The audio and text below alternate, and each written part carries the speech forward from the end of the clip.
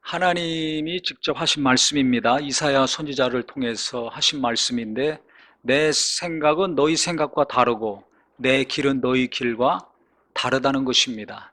어느 정도 다르냐면 9절에 나와 있죠. 하늘과 땅 차이라는 겁니다.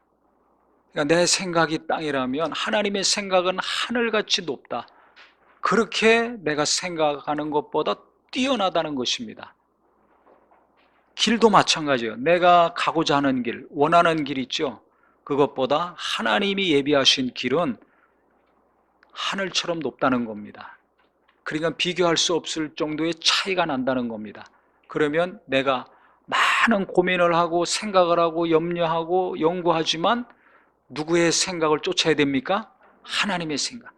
내가 계획하는 많은 길들이 있습니다. 또 자녀들을 위해서 기도하면서 힘쓰는 많은 길들이 있습니다. 어떤 길을 가야 됩니까? 하나님이 인도하시는 길을 가야 됩니다. 그러니까 길 잘 찾아가셔야 돼요. 요즘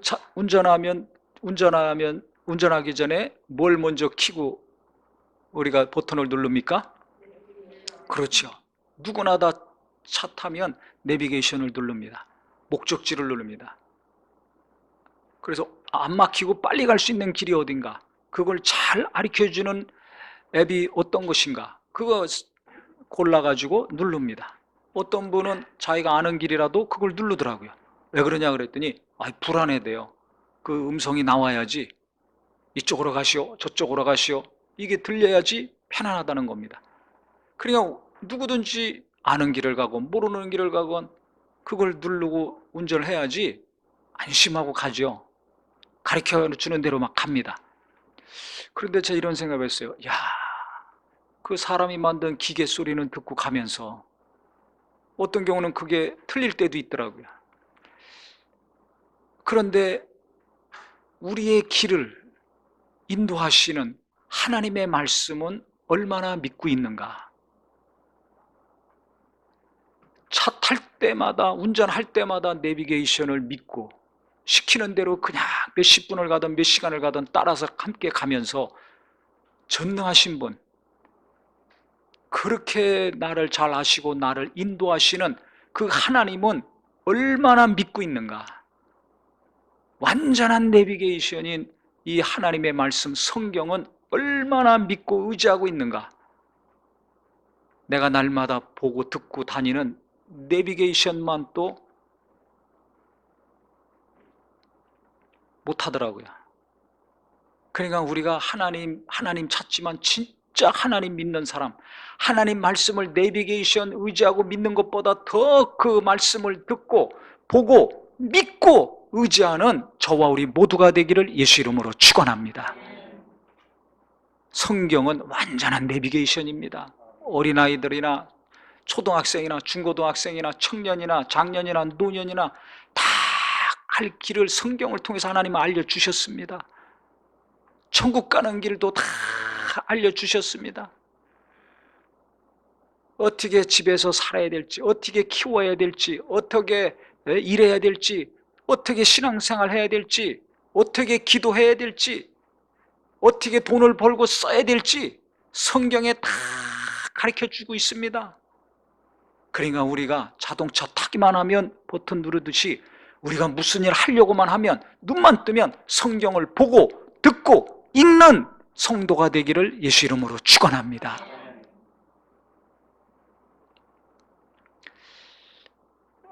오늘 설교 제목이 뭡니까? 저 사람 좀 바꿔주세요. 오늘 제목을 보실 때 저 사람이 누구겠어요? 예? 저 사람 좀 바꿔주세요. 나라고 생각하시는 분은 뭔가 아시는 분이에요. 예? 뭔가를 아시는 거예요. 대부분은 아내들은 보면 저 사람이 누굽니까? 그렇지, 99%가 남편입니다. 그저 남편 바꿔주세요. 이 답답한 남편, 믿음 없는 남편, 속 터지는 남편, 이 남편 좀 바꿔주셔서 믿음도 좋게 하시고 일도 잘하게 하시고 뭔가 더 온전해지고 훌륭해지고 존경할 수 있는 남편이 되게 해달라고 그 성품과 신앙과 여러 가지 것들 위해서 막 바꿔달라고 변화시켜달라고 기도 많이 합니다. 또 부모들은 누가 또 변화되기 원합니까? 자녀들이 예배도 잘하고 신앙생활도 잘하고 공부도 잘하고 앞날도 잘 될 수 있도록 그렇게 기도합니다. 며느리들은 누가 바뀌기를 원합니까? 시어머니. 예? 시어머니 바뀌어주세요. 근데 거의 안 바뀝니다. 목사는 누가 바뀌길 원할까요? 그렇지, 교인들. 쭉 교인들이 은혜 받게 하시고 겸손하게 하시고 온유하게 하시고 소망 있게 하시고 기도하게 하시고 다 그래요. 근데 교인들은 누가 바뀌기 원해요? 예? 말 안 하네. 목사님 바뀌기 원하잖아요. 목사님 저 성품이 바뀌게 하시고 더 능력 있게 하시고 뭐 건강하게 하시고 온전케 하시고 뭐 부족하고 느끼는 것들, 그걸 위해서 기도합니다. 누구나 다 바뀌기를 원하는 사람이 있고 그것을 위해서 기도를 많이 합니다. 직장 다니는 분들은 직장에서 또 있죠. 나 괴롭히는 사람, 스트레스 받게 하는 사람, 분노 일으키는 분노 유발자들이 어디 가나 있어요. 집에 있든지 직장에 있든지 교회에 있든지 시험 들게 하고 평안을 깨트리고 분노를 일으키게 하는 사람들이 있습니다. 어디 가나 있어요. 요즘은 신문 보고 뉴스만 보면 분노 일어나고 막 정치인들 비난하고 욕하는 사람들 많습니다. 그런데 우리가 누군가를 위해서 기도하면, 간절히 기도하면 그 사람이 변화가 되죠. 그래서 예수님 믿든지 아니면 뭔가 문제가 해결되든지 이런 역사도 있습니다. 그런데 하나님은 내 생각과 다르고 내가 원하는 길과 하나님이 원하는 길이 다르다고 하셨잖아요. 하나님은 그 사람도 바꿔주시지만 하나님이 더 원하시는 것은 누가 바뀌길 원하실까요? 그렇죠. 내가 바뀌길 원하시더라고요. 지금 계속 지난 주간에도 두 그룹 신방을 하면서 교제를 했습니다. 이제 오늘도 예배 이후에 또 있고 한데, 제가 이 그룹별로 우리 성도들 코로나 때문에 몇 달 동안 서로 못 만났잖아요. 예배도 못 오시는 분도 있고, 그때는 이제 집에서 예배하는 분도 오고 이제 오래간만에 만나니까 거의 한 5달 만에 만나는 만남 아닙니까? 이렇게 교제하고 은혜를 나누고 삶을 나누는데 너무 제가 놀라고 충격을 많이 받습니다. 왜냐하면 나는 심었고 아볼로는 물 주었으되 자라나게 하시는 분은 누구라고요? 하나님이시니라. 하나님이 이 코로나 와중에도 하나님이 믿음을 자라게 하시고 하나님이 돌보시고 가꾸시고 성장시켜 주시고 은혜 주시는 것들이 너무 분명하고 생생해가지고 제가 충격을 받고 놀랄 정도입니다. 그래서 지금 간증이 계속 이어지고 있는 거예요. 간증이 지금 한 2~3달치가 간증이 밀려 있을 정도로 너무 은혜로운 간증이 막 쏟아져 나옵니다. 하나님은 살아 계십니다. 어떤 일이 있더라도 하나님은 일하고 계십니다. 정말 은혜의 은혜입니다. 진짜 은혜를 제가 많이 받습니다. 낙심하고 지쳤다가도 성도들이 하는 간증들이 계속 쏟아져 나오니까 충격. 그래서 막 피곤하고 지쳐서 갔다가도 막 생기가 돌고 힘이 나고 눈이 막 뜨지도 못할 정도인데 반짝반짝 해가지고 제가 집에 갑니다. 진짜 어메이징 그레이스예요. 놀라운 은혜가 쏟아지고 있습니다. 이 아내들의 큰 십자가는 대부분 남편이에요. 두 번째는 자녀, 세 번째가 시어머니. 남편들의 십자가는 뭐겠어요? 직장이나 사업이죠. 공부하는 학생들, 젊은이들의 십자가는 뭐겠습니까? 무거운 짐은 진로입니다. 진학이나 취직, 결혼 뭐 이런 거죠. 누구나 다 이 무거운 짐들이 있어요. 그래서 이걸 바꿔주세요. 변화시켜 주세요. 특히 나라에게 스트레스 주고 분노를 주고 괴롭히는 사람, 가족 중에도 있죠. 교인 중에도 있을 수 있습니다. 사업하나 직장이나 학교 가면 한두 명씩 꼭 있습니다. 그 사람 변화시켜달라고 바꿔달라고 기도를 많이 하죠. 근데 그룹 모임 하는데도 간증들을 하는데요, 처음에는 자기 삶 나누다가 이게 나중에 보면 간증이 된 거예요. 하나님이 도우셨기 때문에. 이 공통적인 간증들이 나왔는데 그게 뭐냐면 남편을 변화시켜달라는 내용이었습니다. 그게 남편 때문에 속상하고 답답하고 막 분노가 일어나고 한숨스럽기도 하고 무시가 될 때도 있고, 평안을 깨트리는 게 남편이야. 그게 대부분 그렇더라고요. 그래서 기도를 하는 거 아닙니까? 막 기도합니다. 남편을 위해서 몇 달만 기도합니까? 몇 년 기도하고 10년 이상 기도하고 막 기도했는데도 안 되니까 얼마나 괴로워요. 근데 어느 날 갑자기 빛이 임했어요. 누구에게? 그렇게 기도하는 아내에게. 남편에게 임한 것이 아니라 아내에게 임했습니다. 왜들 웃으세요? 나도 웃음이 나오네. 아내에게 임했어요. 그래 어떤 분은 모르니까 뭐를 어떻게 해야 될지를 아직도 자기는 모르는 게 안 보이는 거죠.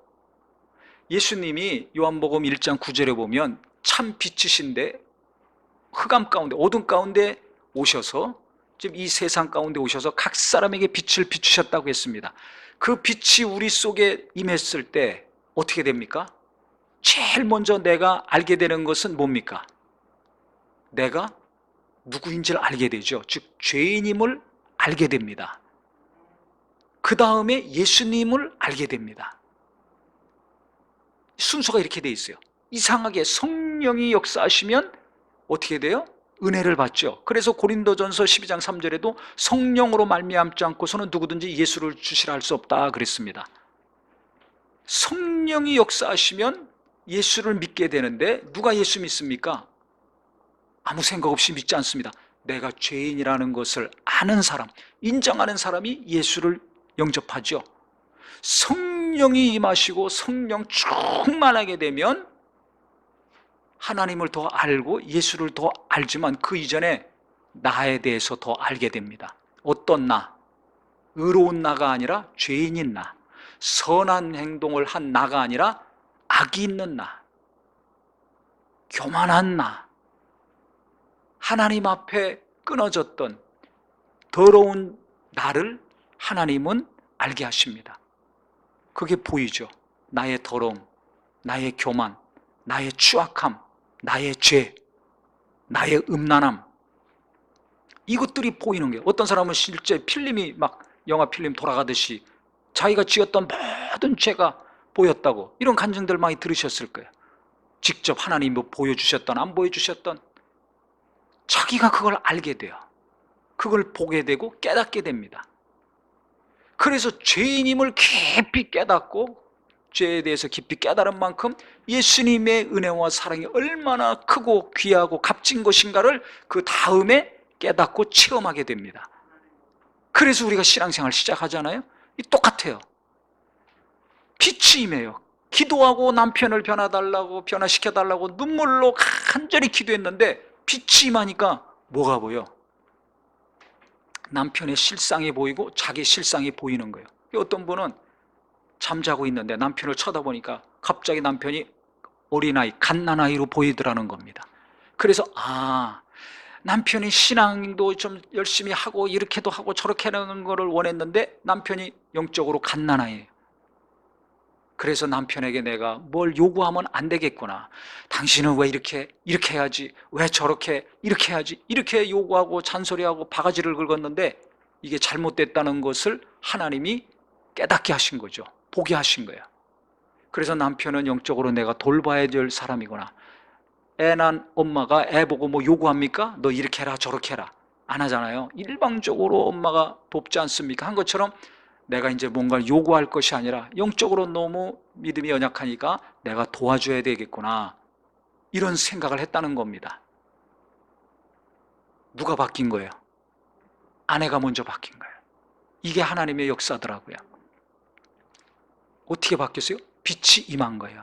그래서 내가 지금까지 하고 있는 것은 이거는 잘못된 것이구나. 그동안 몰랐는데 하나님은 남편이 지금 상태가 어떤지를 보게 하시고 알게 하셨어요. 어떤 분도 똑같아요. 대부분 그날 모임에 나오신 분들이 남편 때문에 힘들어요. 남편의 연약함 때문에. 그래서 계속 기도하는데 변화시켜 주세요. 남편을 변화시켜 주세요. 자기가 원하는 남편이 있잖아요. 그걸 위해서 계속 기도했는데 변화는 안 되고 낙심이 되고 힘 빠지고 했는데 하나님의 빛이 또 임했습니다. 성령이 감동하십니다.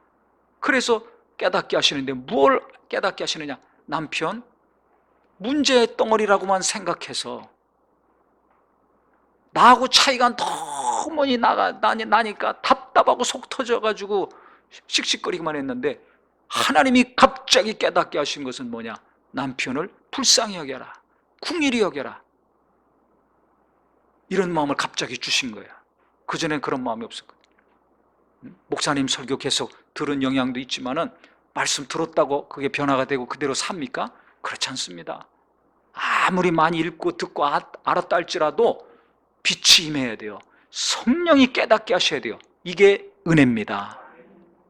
내가 깨닫지 않으면, 내가 확실히 보지 않으면 그 순종하기 어렵습니다. 하나님 말씀은. 그러니까 우리는 항상 하나님의 은혜가 필요해요. 무슨 은혜? 깨닫는 은혜. 내 실상을 보는 은혜가 필요합니다. 빛이 임해야, 여기도 빛이 들어오니까 환해서 다 알죠? 보이죠? 깜깜해 보세요. 아무것도 안 보입니다. 한 것처럼 우리가 빛이 임해서 예수 믿었지만 그 다음에 계속 빛이 필요합니다. 지금 장마 때문에 오랜 동안 구름이 껴있고 비가 오니까 얼마나 우리가 맑은 하늘과 태양을 기다립니까? 한 것처럼 무엇인가 하나님과 나 사이에 막힌 것이 있어요. 그래서 슬프고 우울하고 한 것들이 내게 있는데 그건 어떻게 해결이 돼야 되는가? 빛이 들어와야 됩니다. 빛이 들어와야 됩니다. 안 보이니까 모르는 거예요. 모르니까 기도는 하는데 뭔가 안 되는 거죠. 내가 바뀌어야지 남편이 바뀌는 건데, 이게 하나님의 생각이에요. 나는 남편만 바뀌길 원해요. 자식만 바뀌길 원해. 목사가 바뀌길 원하고, 교인이 바뀌길 원하고, 정치인들이 바뀌길 원하고, 누군가가 바뀌길 원해서 막 기도하든지 아니면 비난하든지 낙심하든지 시험 들든지 분노하든지 이렇게 되는데, 하나님의 생각은 그게 아니에요. 하나님이 원하시는 것은 그게 아니라 네가 바뀌어라. 네가 남편 궁일이 여기지 않잖아. 너는 내가 궁일이 여기고 불쌍히 여기고 용서해주고 네 연약함 다 담당했는데 너는 왜 남편 정죄하고 비난하고 왜 네가 원하는 대로만 해달라고 하냐? 네가 잘못된 거야. 네 마음을 바꿔. 나는 네가 먼저 바뀌기를 원해. 그걸 깨달은 거죠. 뭐가 임했기 때문에? 빛이 임했기 때문에. 그전에는 몰랐거든. 나는 문제가 없는 줄 알았어요. 남편이 문제지. 나는 잘하고 있는 줄 알았어요. 왜? 기도하니까. 열심히 사니까. 기도가 문제가 아니라, 잘하는 것이 문제가 아니라 내 안에 보지 못하는 것들이 빛이 임하니까 보인 겁니다. 그러니까 뭐가 바뀝니까? 생각이 바뀌게 되는 겁니다. 그걸 깨닫고 나니까 생각이 내 생각이 옳은 줄 알았더니, 내 관점이 옳은 줄 알았더니 틀렸구나. 하나님의 생각과 하나님의 마음을 알게 되니까 어떻게 돼요? 불편했던 내 마음, 스트레스 받던 내 마음, 분노가 일어났던 내 마음이 평안해지게 되는 겁니다. 평안해지니까 남편한테 평안하게 말하고 대할 수 있는 거죠. 이런 간증들이 막 나오는 거예요. 어떤 분은 그 자녀 때문에 대단히 기도를 많이 했어요. 우리 부모들은 아이 교육에 대해서 얼마나 기도 많이 합니까? 노력을 많이 합니까? 진학과 진로에 대해서. 그래서 열심히 자식을 키웁니다. 기도도 했습니다. 교육도 막 열심히 시켜서 막 잘 되게 해달라고 노력을 많이 했습니다. 근데 자식이 공부도 못해. 정상적인 생활도 못 살아. 모든 것이 다 무너졌어요. 육체, 의지, 감정이 다 무너졌어요. 그렇게 몇 시간씩 기도하고 말씀도 몇 시간씩 듣고 보고 영감이 넘쳤던 자였는데 아무것도 못해. 공부도 할 수 없어. 학교도 못 가. 그럼 뭐 24시간 처박혀서 안 나오든지 컴퓨터만 쳐다보고 있는 거 아닙니까? 20여 년 동안 자식을 위해서 그렇게 희생하고 헌신하고 기도하고 노력했는데 결과는 정반대의 결과가 나왔습니다. 그때 비로소 이 엄마가 깨달은 거예요. 하나님의 빛이 임했습니다. 자식을 살려주세요. 변화시켜주세요. 세워주세요. 회복시켜주세요. 눈물로 기도하죠. 했는데 그날 어느 날 하나님의 빛이 임했어요. 빛이 임했는데 어떤 일이 일어나는가? 빛이 임하니까 환하게 보이기 시작한 겁니다. 그동안 못 봤던 게 보인 거예요. 뭐가 보여? 내가 자식을 위해서 노력하고 희생하고 기도했던 것이 아니라 내가 욕심으로 자식을 키웠던 것, 내가 자식을 잘못 키웠구나 한 것이 보인 것입니다. 자기 욕심이 보인 거예요. 엄청난 충격을 받는 거죠. 그 다음에 어떻게 됩니까? 생각이 바뀌는 거죠. 보는 눈이 바뀌는 겁니다. 내 열심으로, 내 뜻으로 내가 길을 정해놓고 이래라 저래라, 이러면 안 된다 저러면 안 된다 하면서 그 길이 맞다고 자식을 지금까지 끌고 갔는데 이게 아니라는 걸 깨달은 겁니다. 그때라도 깨달았으니 망정이지, 죽는 날까지 못 깨달으면 어떻게 되겠어요? 하늘 날아가서 껌껌한 사람이 되는 겁니다. 그래서 그 순간에 하나님, 나는 할 수 없습니다. 나는 모릅니다. 어떻게 될지. 두 손 번쩍 들고 나갈 수밖에 없는 겁니다. 그때야 비로소 내가 내 뜻대로, 내 욕심대로, 내가 원하는 대로 키웠던 자식을 모세 어머니가 갈대 상자에다 모세를 담아서 떠나보낸 것처럼 하나님께 자식을 맡기는 어머니가 된 거야. 그 다음부터 주님 뜻대로 인도하여 주시옵소서. 나는 아무것도 할 수 없습니다. 나는 아무것도 못합니다. 주님이 도와주셔야 됩니다. 기도가 바뀌고 말이 바뀌고 대하는 것이 바뀌었어요. 그리고 어떻게 돼요? 그렇게 계속 기도하고 인내하고 위로하고 격려했더니 결국 무너졌던 자식이 회복이 됐습니다. 예배가 회복이 되고 의지가 회복이 되고 삶이 정상으로 돌아오고 돕는 자들이 달라붙고, 그래서 사회생활도 정상으로 하고 봉사도 하고 가족들 챙기고 상상할 수 없던 일들이 자식을 통해서 일어나는 겁니다. 누가 바뀌었기 때문에? 엄마 아빠가 바뀌었기 때문에. 자식 잘 키우려면, 자식들 온전케 되기를 원하신다면 내가 바뀌어야 됩니다. 부모가 바뀌어야 됩니다. 그럼 어떻게 돼야 돼요? 내가 뭘 잘못했는지, 뭘 욕심으로 했는지, 어떤 잘못된 길로 갔는지 알아야 될 거 아닙니까? 그걸 볼 수 있어야 돼요. 알아야 돼요. 내비게이션이 뭐라고 하면 핸들 돌리는 것처럼 빛이 임해야 됩니다. 빛을 사모하는 저와 우리 모두가 되기를 예수 이름으로 축원합니다. 이게 중요합니다. 근데 하나님의 은혜는, 하나님의 빛은 사모하지 아니하고 다른 것을 너무 사모해요. 그러니까 이 코로나 기간 동안에 우리가 할 수 없는 것들이 있죠. 그래서 멈췄잖아요. 그 멈췄을 때 보이는 것이 있습니다. 하나님이 내게 원하시는 거 보는 은혜가 있기를 바랍니다. 빛이 임하면 보이게 돼 있습니다. 수십 년 기도하고 열심히 신앙생활해도 안 보였던 것이 보입니다. 이게 은혜입니다. 이게 성령의 역사입니다. 제가 몇 번 말씀드렸잖아요. 어느 날 갑자기 낮에 앉아있는데 뜨거운 눈물이 막 나와요.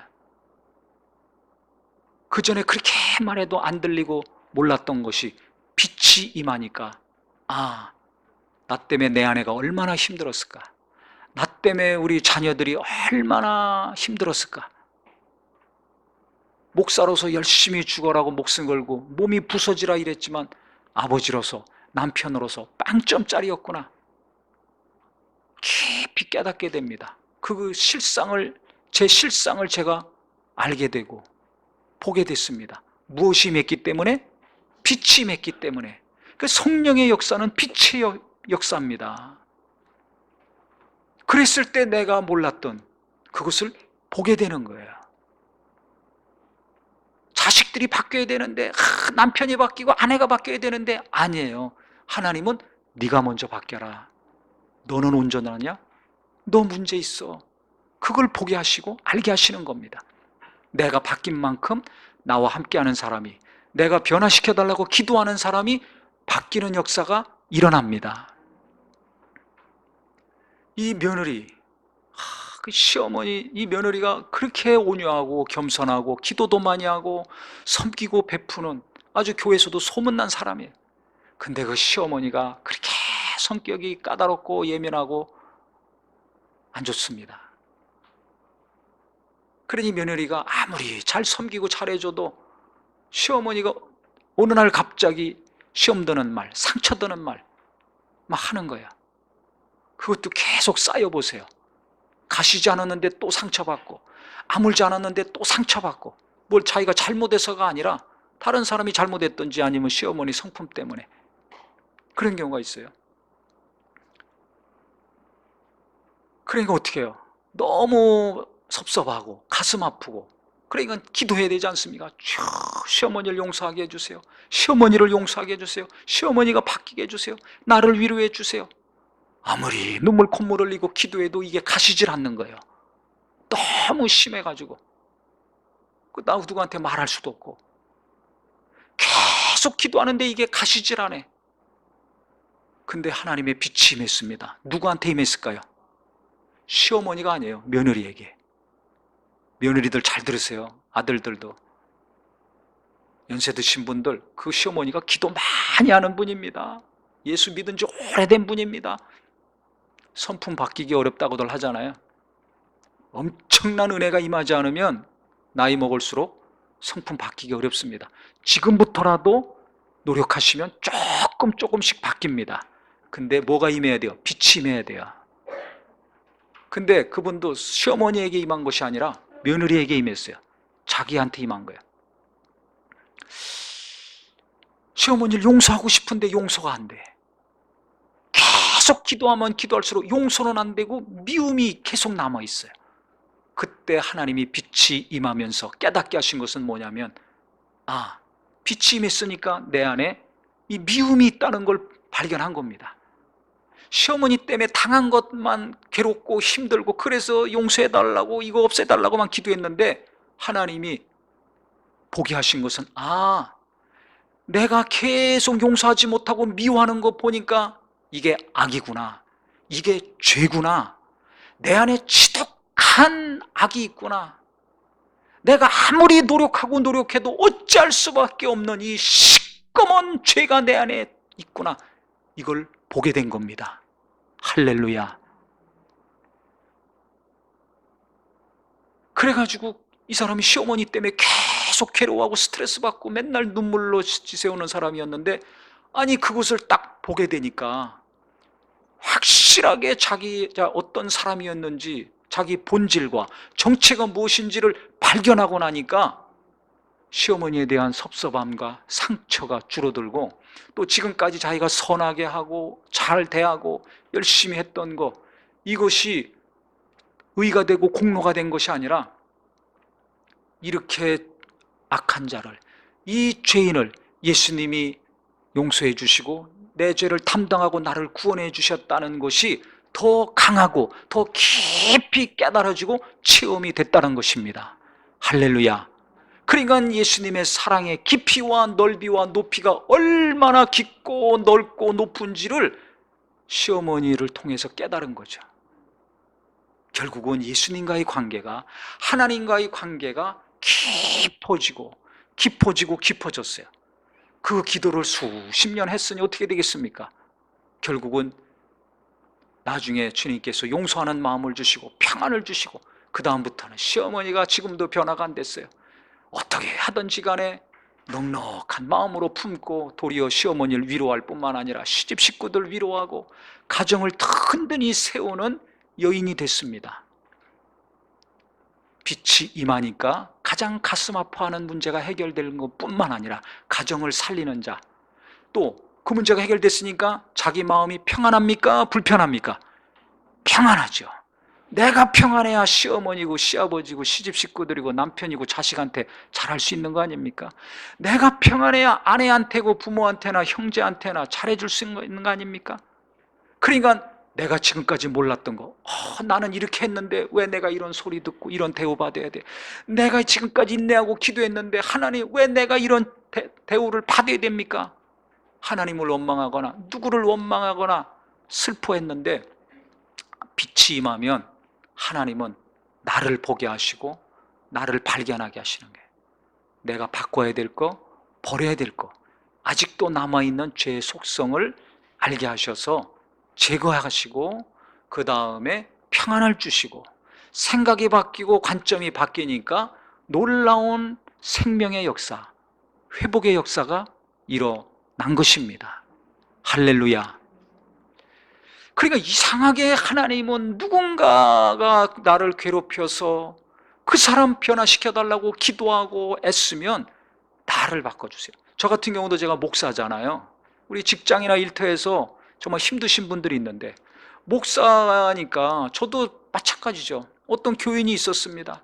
그래서 저분 저러면 안 되는데, 저 바뀌어야 되는데, 좀 겸손해야 되는데, 저 균형이 있어야 되는데, 이런 분이 있었어요.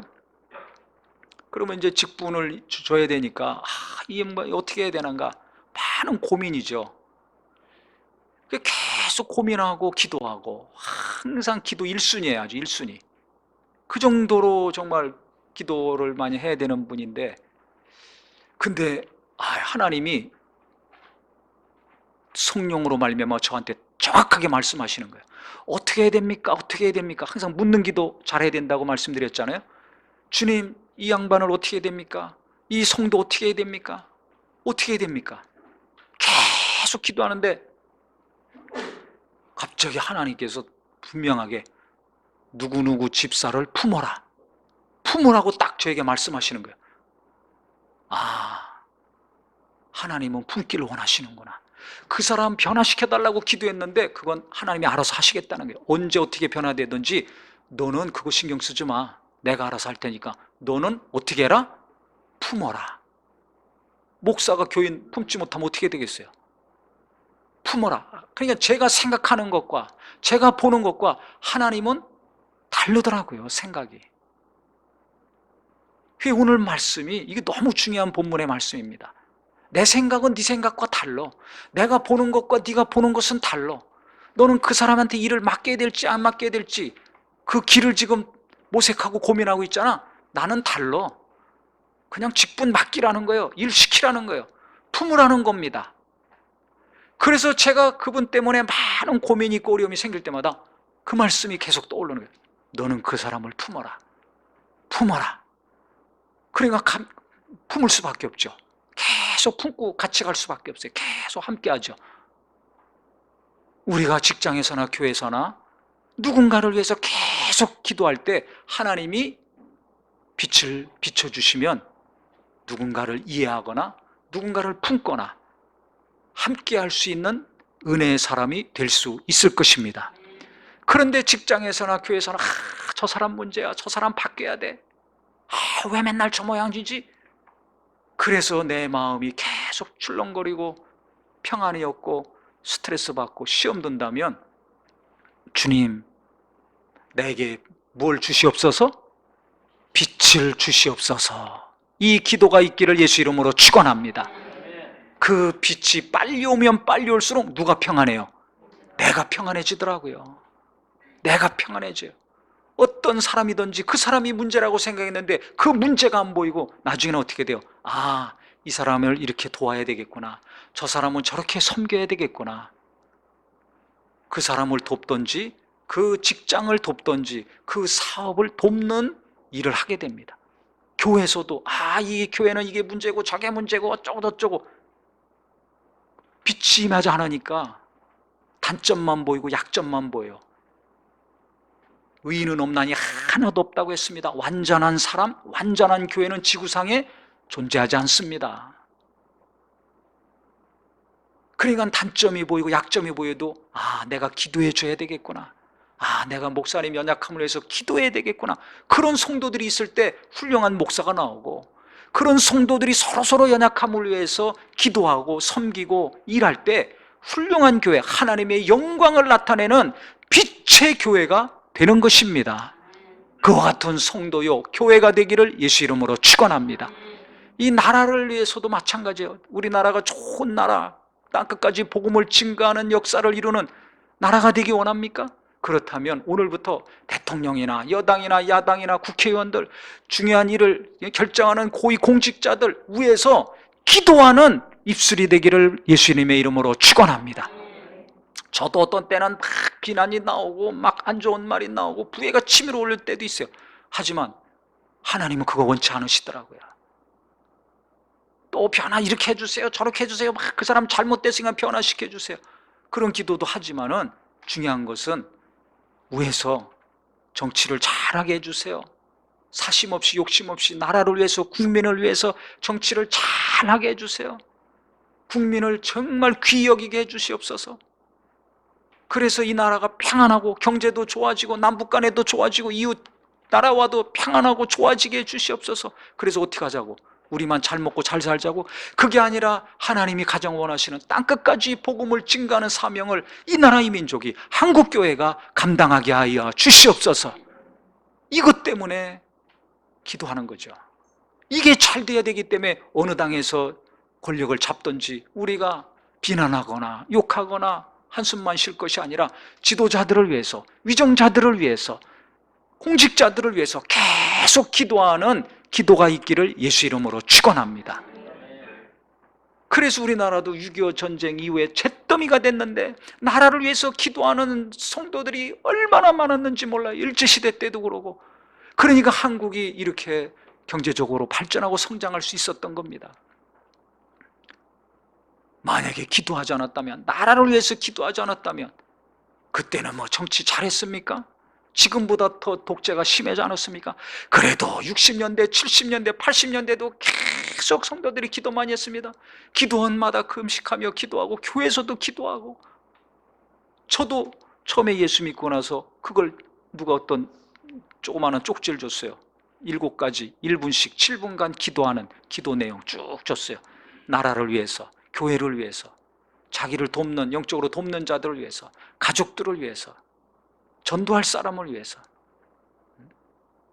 그 다음에 마지막이 자기 자신이에요. 그래서 제가 초신자 때 어디서 그걸 보고서, 그래서 그때부터 계속 그렇게 기도한 거예요. 자기 자신을 제일 나중에, 그 다음에 교회, 나라, 여러 가지 어려운 사람들 쭉 기도하고, 지금까지 그렇게 계속 기도하고 있어요. 그러니까 나라를 위해서도 우리가 비난만 하지 말고 계속 위정자들 위해서 기도해야 됩니다. 기도해야 됩니다. 그러니까 빛이 임하면 뭔가 지적질이 없어지고 말이에요. 가정에서나 교회에서나 어디에서나 지적하는 것이 없어지고 긍휼히 여기는 마음이 생기고, 그 다음에는 비난하는 말 대신에 기도가 되고, 그 다음에는 왜 안 왔냐고 호통치고 야단치기 이전에 그것을 돕고 그 사람을, 그나 그 일을 섬기는 자가 되더라고요. 이게 빛의 자녀입니다. 그러니까 내가 어둠이 많은지 빛이 많은지 자기 스스로를 점검해 봐야 됩니다. 빨리 장마가 떠나가고 해뜨기 원하는 것처럼 내게 어둠이 떠나가고 빛이 임해야 내가 조금씩 변화가 되고 생각이 바뀌고 보는 눈이 바뀌고 그러면서 예수를 닮아가는 것이고, 내가 조금씩 바뀌는 분량만큼 내 마음이 평안해지고 누군가의 관계가 평안해지고 하는 일이 형통하게 될 것입니다. 그래서 내 생각 고집하지 마세요. 내가 지금까지 열심히 아무리 잘했다 할지라도 그게 맞을 수가 있지만 안 맞을 수도 있는 겁니다. 그렇게 오랜 동안 가족들 위해서 기도했지만 하나님은 내가 바뀌어야 된다, 내 안에 어떤 것이 있는가, 그걸 보게 하시고 알게 하셔서 새롭게 하시지 않습니까? 그래서 우리 성도님들 하나님 사랑하고 하나님 뜻대로 살려는 마음이 있으니까 주여 내게 빛을 비춰 주시옵소서, 내게 빛을 비춰 주시옵소서. 그래서 내 안이 환해서 내가 무엇을 내려놓고 무엇을 바꾸고 무엇을 올려놔야 될지 잘 아셔서 내가 항상 하나님 앞에 새로워짐으로 하나님이 내 가족들을 새롭게 하시고 평안한 가정 만들어주시고, 내가 다니는 학교나 직장이나 내가 하는 모든 일터가 하나님이 평강 가운데 나로 말미암아 모든 어둠이 떠나가고 하나님의 나라가 임하는 귀한 일터가 되기를 예수님의 이름으로 축원합니다. 교회에서도 정말 연약함이 보이면 위에서 기도하고 내가 다가서 그 구멍을 메꾸고 섬기고 계속 하셔서 하나님이 귀히 여기셔서 계속 일을 맡기시고 하나님이 영광을 많이 나타내는 저와 우리 모든 성도님이 되기를 예수님의 이름으로 축원하겠습니다. 기도하겠습니다.